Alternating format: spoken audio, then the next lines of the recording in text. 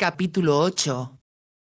En el patio del Bagno se había desatado un verdadero pandemonium. Uno de los proyectiles del barco que les estaba bombardeando había prendido fuego en varios de los establos y la luz de las llamas revelaba que, aunque las grandes puertas de madera continuaban cerradas con llave, otro proyectil había tocado el muro adyacente, produciendo un gran agujero a través del cual escapaban muchos esclavos. Mientras el marqués y Caterina se encontraban de pie en el umbral, mirando a su alrededor, otro proyectil sacudió el edificio de la prisión, en el extremo opuesto de donde ellos se encontraban. Las paredes se bambolearon, y el marqués tomó a Caterina del brazo y la apartó de la construcción, para evitar que pudiera caerle una piedra encima. «Vengan rápidamente, monsieur, síganme, vite, estaba diciendo el carcelero. El marqués, sin soltar el brazo de Caterina, echó a correr a través del patio siguiendo al hombre. Al hacerlo gritaba en inglés con todas sus fuerzas: «¡Al halcón del mar! ¡Al halcón del mar!». A Caterina le pareció oír voces que respondían a su llamado, pero era difícil estar segura de nada en medio de aquella confusión de gritos, y de trozos de pared que se venían abajo, del crepitar de las llamas, unidos a las explosiones de los cañones. Cuando llegaron a la brecha abierta por el proyectil, el marqués la cogió en brazos y saltó sobre los bloques de piedra que se habían desprendido. Ya afuera, en el camino empedrado que conducía al muelle, la dejó en el suelo y gritó de nuevo: «¡Al halcón del mar! ¡Al halcón del mar!». No perdían de vista al carcelero, que iba muy por delante de ellos, y corrieron tan deprisa como a Caterina le fue posible en aquel irregular camino, en dirección a la bahía. Caterina se había soltado del brazo del marqués, para poder recoger las amplias faldas de su vestido y poder moverse más rápidamente, pero él se mantenía siempre a su lado. Varios hombres corrían tras ellos, pero estaba demasiado oscuro para saber si se trataba de soldados o de esclavos. Cuando llegaron a la bahía, el carcelero se detuvo y el marqués y Caterina pudieron darle alcance. «¿En dónde está su barco, monsieur?», preguntó el carcelero. A la luz de un bergantín envuelto en llamas, el marqués pudo ver que el halcón del mar no estaba en el mismo lugar donde lo habían dejado esa mañana. Miró a su alrededor y vio el yate atado a un muelle lateral. Por fortuna se encontraba fuera de la línea de fuego del barco atacante que estaba bloqueando la entrada a la bahía. En esos momentos una voz dijo junto a él: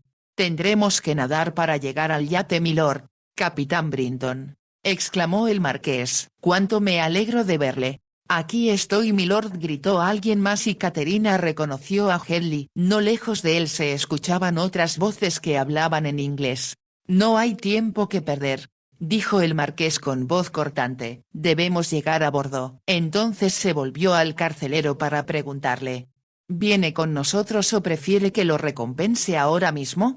«Iré con ustedes, monsieur», contestó el carcelero. «Si me quedo me matarán por haberles dejado escapar». Mientras tanto, el capitán, Headley, y varios hombres, se habían lanzado al agua y nadaban hacia el yate. Caterina puso una mano. «Tendrás que dejarme aquí», dijo, «pero vete. Vete rápidamente. No digas tonterías», contestó el marqués. «Sube sobre mi espalda». Él se inclinó y, sin replicar, Caterina subió a su espalda, como un niño al que su padre lleva a caballo por el jardín de la casa. «Mantén tus manos en mis hombros», le ordenó el marqués, «no alrededor del cuello, porque puedes ahogarme». Caterina se acomodó como pudo y él se lanzó al agua y empezó a nadar con fuertes brazadas, siguiendo a los demás hombres. Lanzó un pequeño grito ahogado al sentir el impacto del agua fría, pero ya no tenía miedo. Estaba con el marqués y eso era todo lo que importaba. Se concentró en mantener las manos sobre los hombros de él, como le había ordenado, resistiendo el impulso de aferrarse con fuerza a su cuello. Comprendió inmediatamente que él era un magnífico nadador y que aun con el peso de ella encima, llegarían al yate. Es decir, si nadie les veía. La luz que arrojaba el bergantín en llamas les alumbraba el camino, pero también permitía que sus raptores les vieran. Estaban ya bastante lejos del muelle, pero Caterina esperaba oír en cualquier momento el disparo de un mosquete cerca de ellos. El barco que se encontraba en la entrada de la bahía seguía disparando y ahora, A la luz de sus cañonazos, Caterina pudo ver con claridad una enorme cruz en cada una de sus velas. Era un barco perteneciente a la Orden de San Juan. Estaban ya muy cerca del yate, cuando uno de los proyectiles del barco atacante se desvió del objetivo y fue a dar al mar. Muy cerca de ellos, un chorro de agua se levantó hasta la altura de un mástil, y cayó enseguida, creando una turbulencia que hizo que las olas envolvieran a Caterina, que seguía aferrada a la espalda del marqués. Le empaparon el cabello y nublaron la vista. ¿Estás bien? Era la voz del marqués, firme y tranquila. Caterina se aferró con más fuerza a los hombros de él y logrando sacudir el agua que le cubría la cabeza contestó. Estoy bien. Casi hemos llegado. El capitán y los otros que estaban ya en el yate, habían dejado caer varias cuerdas y a gritos les dijeron que había una escalerilla a la izquierda. El marqués logró asirla y el mismo oficial que había ayudado a Caterina a subir a bordo cuando trató de ahogarse, le tendió la mano de nuevo para que subiera a cubierta. Cuando ella logró recobrar el equilibrio, vio que el marqués saltaba por encima de la barandilla. Vete abajo, le ordenó y había en su voz un tono de mando que hizo que Caterina echara a correr a través de la cubierta, a pesar de que sus faldas estaban empapadas. A tientas, se deslizó hasta su camarote. Allí las claraboyas dejaban pasar suficiente luz y pudo apreciar que el camarote estaba completamente vacío. Todo había desaparecido, solo quedaban las paredes desnudas. Abriendo la puerta que daba al camarote del marqués lo encontró también saqueado y vacío. Como esperaba, aún así era como volver a casa, y si Dios era bondadoso con ellos, lograrían escapar. Oyó que subían el ancla a bordo, el ruido de hombres que corrían, el sonido de las velas al extenderse y la voz del capitán dando órdenes. ¿Sería posible que escaparan?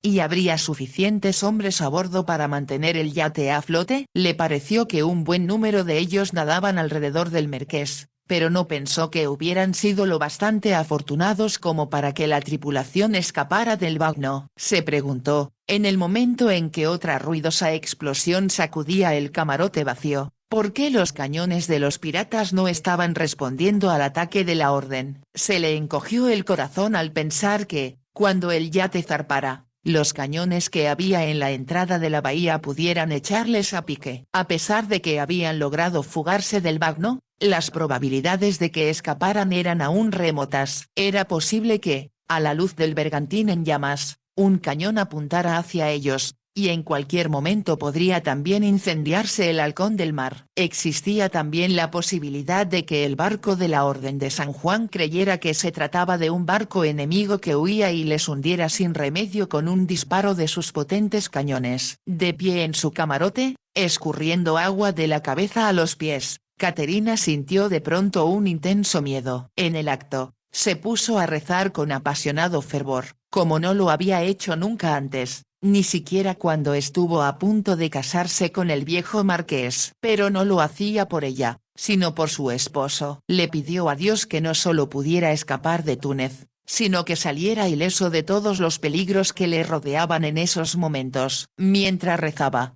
escuchó el sonido del viento al hinchar las velas y se dio cuenta de que el yate empezaba a moverse. Este sin duda, era el momento de mayor peligro, cuando pasaran por la boca de la bahía, al alcance, tanto de los cañones que los piratas tenían en tierra, como de los del barco cristiano. Se puso de rodillas y se cubrió la cara con las manos. Todos los nervios de su cuerpo estaban en tensión y cada explosión que bombardeaba la bahía la hacía temblar. El yate continuó avanzando y cuando por fin, después de un largo rato, los cañones cesaron de disparar y se hizo el silencio, Caterina se puso de pie. Al abrir los ojos advirtió que el camarote estaba completamente a oscuras. Se asomó a una de las claraboyas y comprendió que estaban ya en mar abierto. No había señales de la bahía, ni del barco en llamas. Caterina se sintió tan débil, que no pudo sostenerse más tiempo de pie. Se dejó caer en el suelo y se encontró diciendo una y otra vez: «Gracias, Dios mío. Gracias». 3 horas más tarde, cuando el alba empezaba a despuntar en el horizonte, el marqués dijo: «Creo, capitán Brinton, que hemos logrado escapar.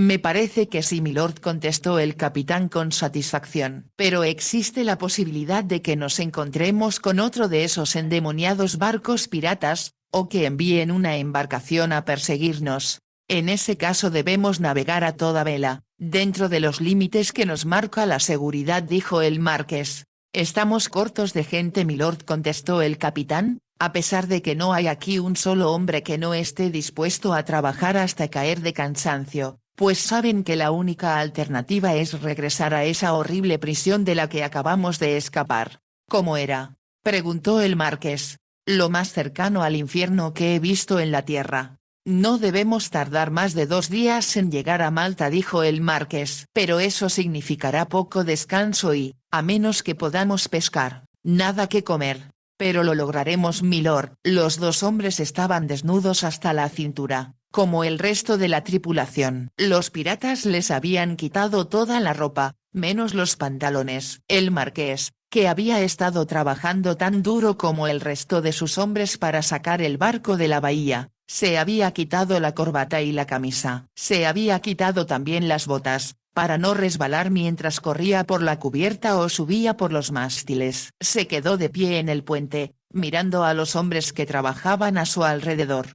¿Cuántos hombres tenemos en total, capitán?, preguntó. 18 con usted, milord, contestó el capitán, y eso, contando a ese pobre diablo que trajo su señoría. ¿Mi carcelero?, preguntó el marqués con una sonrisa. Si no hubiera sido por él, no estaría yo aquí, capitán. Creo que ha trabajado antes en un barco, milord, así que podría sernos de utilidad, dijo el capitán con expresión dudosa. Tendrá que serlo, contestó el marqués. Cogió la camisa y la corbata del lugar donde las había dejado y bajó la escalerilla. A la luz de la mañana podía ver el salón vacío. La puerta de su camarote estaba abierta y la del de Caterina cerrada. Llamó con suavidad y abrió la puerta. El vestido y las enaguas de Caterina habían sido puestos a secar, tendidos en el suelo. Caterina, vestida con un transparente camisón que había pertenecido a Odette, dormía en el suelo. En un rincón del camarote, apoyaba la mejilla en las 2 manos y el cabello le caía en dorada cascada sobre los hombros. El marqués se quedó un largo rato contemplándola. Después colocó su camisa y su corbata en el suelo, junto a la ropa de ella, y salió, cerrando la puerta tras él. 2 horas después, cuando el sol estaba ya convertido en una bola de fuego y la tripulación descansaba un poco, volvió a bajar. Llamó a la puerta del camarote de Caterina y la oyó decir: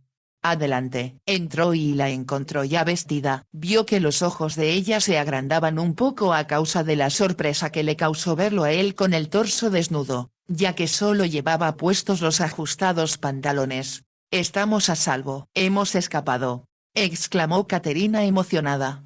«Si la suerte sigue de nuestro lado, es posible que lleguemos a Malta sin problemas», contestó el marqués. «Casi no puedo creer que sea verdad», murmuró ella. «Para mí también resulta increíble». Tuvimos suerte. Los cañones que los piratas tenían en tierra firme fueron dañados por los primeros disparos del barco de la Orden, antes que el cañoneo se dirigiera contra la bahía. Ya me parecía a mí extraño que no dispararan contra nosotros. Fuimos muy afortunados. Pero estamos cortos de gente. Tenemos 18 hombres en lugar de 50 y lo que es más importante, el barco fue totalmente desvalijado. No hay nada que comer. Caterina lo miró estupefacta y él añadió: «Por eso he bajado a pedirte que me prestes tu broche de diamantes. ¿Crees que combinará bien con tu vestuario de estos momentos?», preguntó ella. El marqués vio la alegre picardía de los ojos de ella y se echó a reír.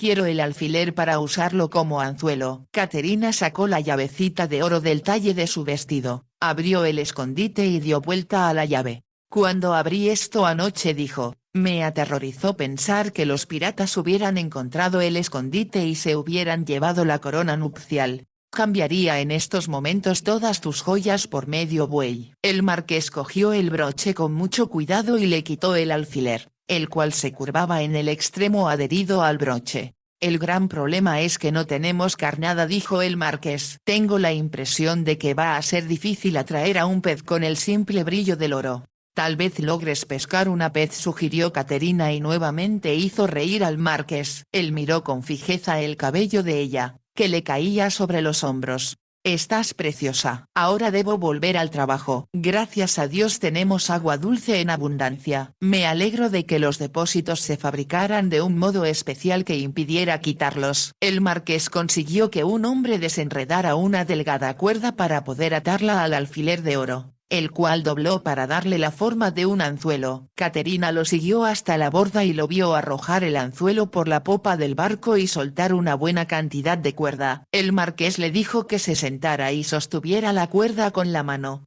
Si sientes un tirón o cierto peso, avísame inmediatamente. Aunque el sol era intenso, Caterina se sentó a esperar con paciencia. Una o dos veces pensó que había sentido un tirón en la cuerda, pero era solo la fuerza de alguna ola fuerte. Cuando retiraba la cuerda, podía ver que no había nada en el broche. Se dio cuenta de que los hombres que estaban muy ocupados en diversas tareas la miraban de vez en cuando. Comprendió que muchos de ellos no habían comido nada el día anterior y debían estar hambrientos. Anhelaba pescar algo. Ahora comprendía lo que sentían los pescadores mientras esperaban a la orilla de un río ansiosos de sentir que un pez picaba. De pronto, sintió un tirón en la cuerda y al recogerla con rapidez encontró un pez muy pequeño adherido al anzuelo. Se sintió desilusionada al ver su tamaño hasta que el marqués llegó corriendo a su lado para decir encantado: «Esto es lo que estábamos esperando, carnada. Ahora sí podemos empezar a pescar algo». Cortó el pez en 3 trozos. Puso uno de ellos en el anzuelo y lo arrojó de nuevo al mar. Pero la carnada se soltó y el marqués tuvo más cuidado la siguiente vez. Puso un pedazo más pequeño de carnada, temeroso de que ésta se terminara antes de pescar algo que valiera la pena. Entonces picó un pez más grande y luego otro. «Creo que puedes empezar a cocinar estos, mientras esperamos más», dijo el marqués a Hedley. «Creo que yo resultaría muy útil si fuera a ayudar a Hedley», sugirió Caterina. «Sí, por supuesto», reconoció el marqués. «Los hombres pueden turnarse para pescar. Eso les dará oportunidad de descansar un poco». Caterina se dirigió a la cocina del barco. Los piratas, como temía, la habían dejado también desmantelada. Pero, valiéndose de pequeños trozos de madera, Hedley había logrado encender el fuego. Caterina comprobó que el fogón, por fortuna, estaba adherido al barco. Usando un trozo de cristal a modo de cuchillo, Hedley abrió el pescado, le quitó las tripas y lo puso al fuego. «Dividiremos todo equitativamente, señorita», dijo Hedley. «Hasta un bocado puede sostener vivo a un hombre que se está muriendo de hambre». «¿Está usted muy hambriento?», preguntó Caterina. «No rehusaría un plato de roast beef y zanahorias, señorita», bromeó Hedley. Caterina y Hedley pasaron el resto del día cocinando, pues los hombres seguían sacando peces del agua, uno tras otro. Algunas veces, lograban pescar una docena rápida en sucesión, pero después podía pasar una hora sin que cayera nada. Apenas se iba cocinando el pescado, Caterina lo distribuía a partes iguales entre los hombres. Ella y Hedley comieron también su ración y como Caterina se sentía muy hambrienta, descubrió que el pescado no sabía del todo mal. No tenían nada con qué tomar el agua para beber, excepto las manos, que tenían que introducir en los depósitos del agua, pero al menos no sufrieron el tormento de la sed, a pesar de que a las 3 de la tarde el sol era ya casi insoportable. El marqués ya estaba un poco bronceado al iniciar el día, pero ahora su piel se iba poniendo más oscura con cada hora que pasaba. Cuando casi había oscurecido, Caterina se dio cuenta de pronto que estaba muy cansada. Había trabajado todo el día y no deseaba ver en su vida otro pescado. Comprendió también que su vestido, además de estar arrugado a causa del agua del mar, ahora estaba muy sucio. Pero estaba demasiado cansada para que eso le importara. Había visto a algunos hombres, durante la tarde, arrojarse de pronto a la cubierta, dormir 10 minutos, levantarse de nuevo y seguir trabajando. «Creo que debo bajar ya», le dijo a Hedley. «No habrá más pescados por esta noche, señorita», contestó él. «Voy a decirles que retiren del agua ese precioso anzuelo y lo guarden con cuidado para mañana. No podemos arriesgarnos a perderlo durante la noche». «No, por supuesto. Vaya a descansar, señorita. Que duerma bien.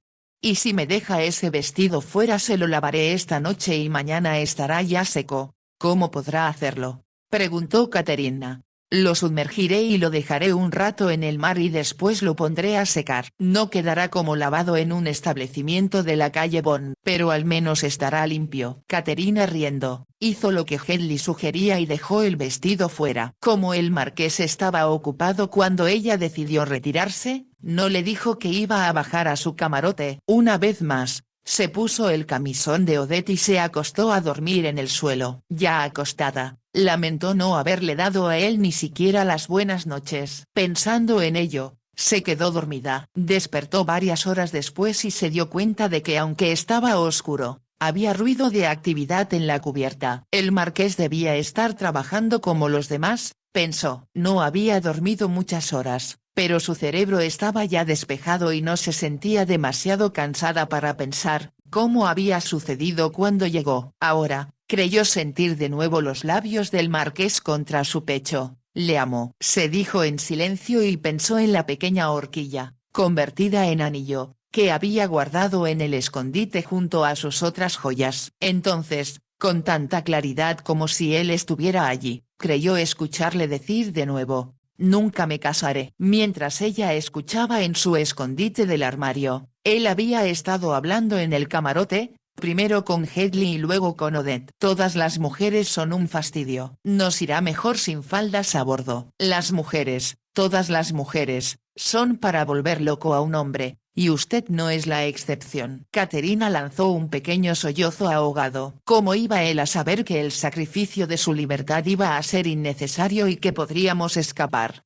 Pensó. Las lágrimas se agolparon en sus ojos, pero se dijo que ese no era el momento para debilidades. Mañana, como todos los que estaban a bordo, tenía que trabajar. Debía dormir y dejar pendientes todos los problemas personales hasta que llegaran a Malta. Al día siguiente, Caterina cocinó pescados con Hedley, hasta que se encontró trabajando de manera automática, casi sin darse cuenta de lo que hacía. Al principio había sido incapaz de partir la cabeza del pescado con las manos, abrirlo y limpiarlo, pero pronto lo empezó a hacer con tanta eficiencia como Hedley. Hora tras hora asaron los pescados. Mantenían el fuego vivo usando madera del propio barco de partes que no afectaran su seguridad. Mientras trabajaba podía oír la voz del marqués alentando a los hombres, hablando con ellos, contando chistes y tratando de devolver la energía a quienes empezaban a flaquear, pero no cabía la menor duda de que todos empezaban a mostrarse desesperadamente cansados. Aunque el marqués se mostraba muy optimista, Caterina sabía que con mucha frecuencia observaba el horizonte, temiendo ver aparecer alguna vela. Temía, lo mismo que el capitán, que los piratas al darse cuenta de que se les había escapado un noble inglés,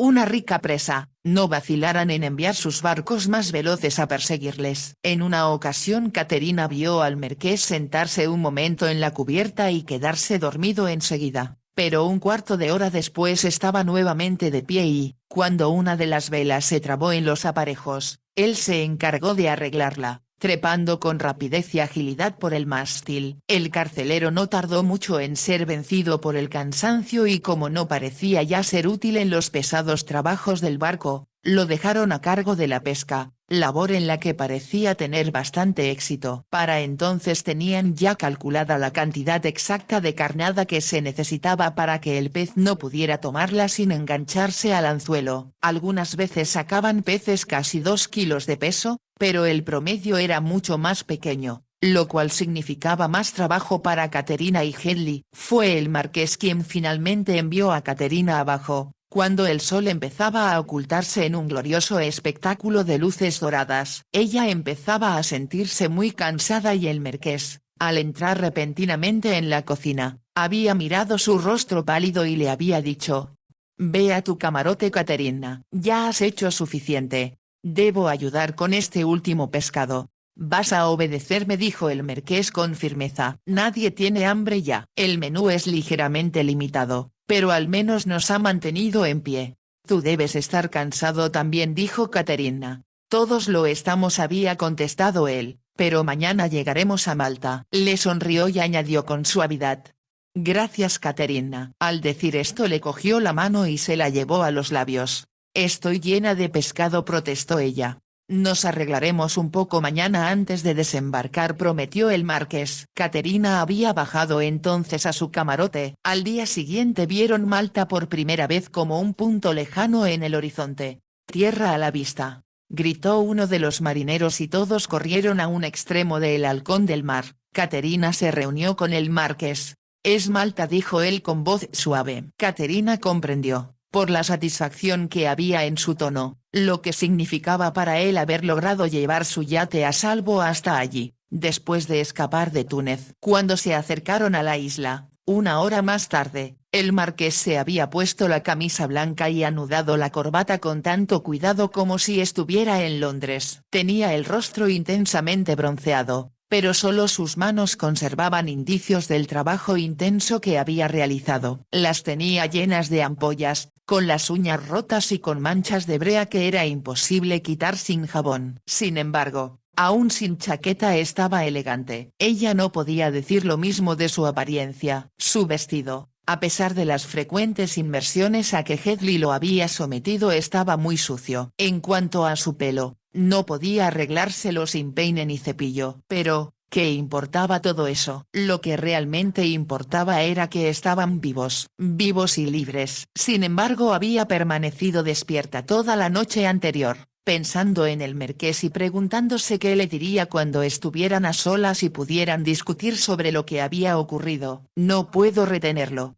No debo hacerlo», se dijo a sí misma. Malta fue acercándose más y más. Ahora podían ver las siluetas de las torres de las iglesias. Caterina tomó una decisión. «Tengo algo que decirle, milord». Ella y el marqués se encontraban solos de pie en la barandilla. «Sí, ¿qué es?», preguntó él con los ojos fijos en la isla. «Yo no soy católica». El marqués se quedó muy rígido.